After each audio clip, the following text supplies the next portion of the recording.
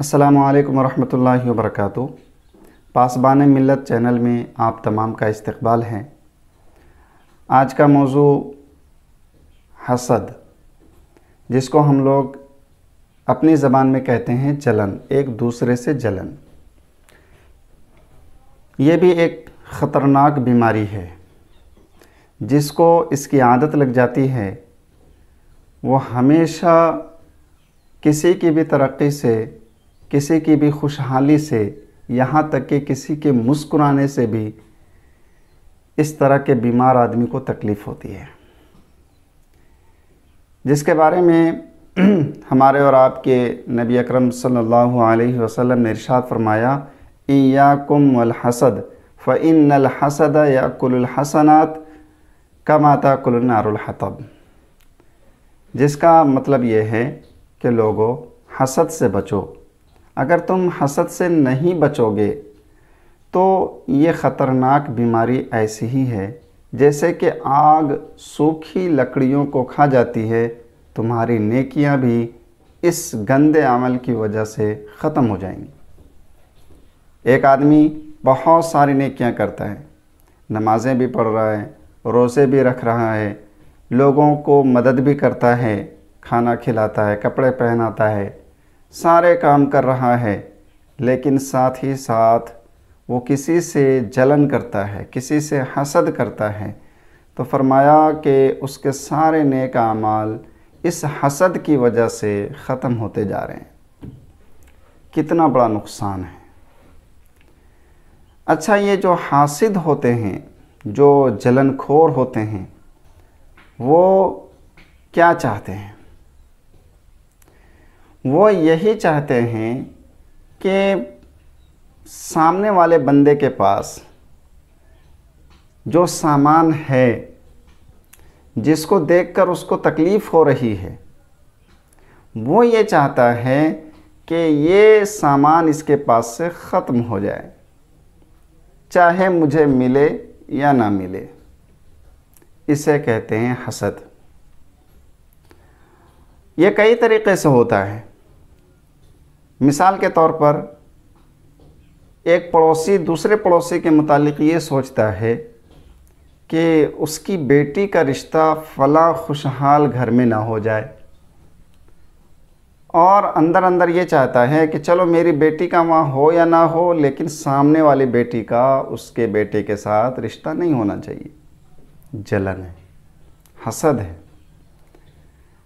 اور وہ اپنے اس دل کی آرزو کو پورا کرنے کے لیے ہر طرح کے برے عمل کرتا ہے، رشتے خراب کرتا ہے، مالی نقصان کرتا ہے، دوسرے کے دل کو تکلیف پہنچاتا ہے، لیکن اس کے باوجود اس کی یہ بیماری ختم نہیں ہوتی۔ چلو اس کے خواہش کے مطابق ہمارے پڑوس کی بیٹی کا رشتہ وہاں نہیں ہوا، لیکن پھر بھی اس کی یہ بیماری ختم نہیں ہوئی۔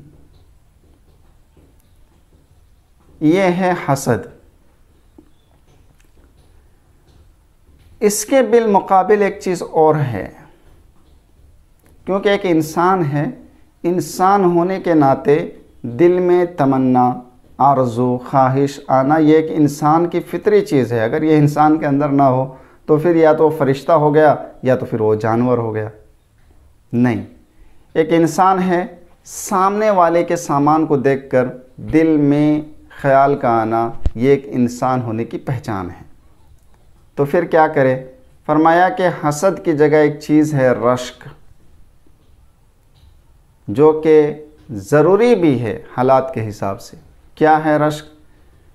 میرا کلاس میٹ ہر سال فرسٹ، سیکنڈ، تھرڈ پوزیشن لاتا ہے، دل میں یہ خیال لانا ہے، رشک کرنا ہے کہ یہ اگر فرسٹ لا سکتا ہے تو میں سیکنڈ کیوں نہیں، یا اگر یہ سیکنڈ آ رہا ہے تو میں فرسٹ کیوں نہیں، اور اس کو پانے کے لیے اپنی طرف سے پوری محنت کرنا بغیر اس کا نقصان کیے ہوئے، یہ رشک ہے، یہ کرنا بھی چاہیے، ضروری بھی ہے۔ یا ہمارے آج کل اسٹوڈنٹ کی جب بات آ گئی تو اس کو کمپٹیشن کے حساب سے بھی دیکھا جا سکتا ہے، کرنا چاہیے۔ ہونا بھی چاہیے۔ فلاں صاحب نے اگر ایک اچھا گھر بنایا ہے تو میرے بھی فیملی ہے، میرے بھی بیوی بچے ہیں، میرے پاس بھی ایسا گھر ہونا چاہیے۔ رشک ہے، اجازت ہے، بغیر اس کے گھر کے نقصان پہنچائے ہوئے۔ فلاں پڑوسی کی بیٹی، اس کا رشتہ اتنے اچھے جگہ میں ہو گیا، میرے گھر کی بھی بچی کا رشتہ کسی اچھے گھر میں ہونا چاہیے۔ رشک ہے، ہونا چاہیے۔ لیکن حسد ایک خطرناک آگ ہے جو خود بھی نہیں حاصل ہو پاتا اور دوسروں کو بھی نقصان پہنچانے کی کوشش کیا جاتا ہے۔ ایک اہم بات میں نے کتابوں میں پڑھا جس میں ہمارے بزرگ فرماتے ہیں کہ حاسد تو ہوں گے، جب آپ کام کریں گے تو جلن خور آٹومیٹک پیدا ہوں گے۔ ان سے بچنے کا 2 اہم راستہ بتایا گیا ہے۔ پہلا راستہ یہ ہے کہ اس کے حق میں دعا کیا جائے کہ بندہ دل سے کمزور ہے، اس کی نظر خراب ہے، اے خدا اس کی نظر کو درست فرما، اس کے دل کی جو بیماری ہے اس کو ختم فرما۔ پہلی چیز تو یہ۔ دوسرا یہ جو بہت اہم ہے، ایسے حاسدوں سے منہ پھیر لینا، یہاں تک کہ خود اپنے گھر میں بھی اس کا چرچا نہیں کرنا۔ یہ بہت بڑا علاج ہے۔ ہم لوگ کیا کرتے ہیں، کوئی ہم سے حسد کر رہا ہے، کوئی جل رہا ہے، ہم نے اس کے حسد کو پکڑ بھی لیا، اب ہم لوگ گلی گلی چرچا کرتے ہیں، دیکھو فلاں میرا پڑوسی ہے، وہ میرے خلاف ہے، مجھ سے جلتا ہے۔ نہیں، اس کو اگنور کر دو، یہاں تک کہ خود اپنے کانوں سے اپنی برائی کرتے ہوئے سنو، اس کے بعد بھی اس کو نظر انداز کر دو۔ یہ بہت بڑا پوائنٹ ہے۔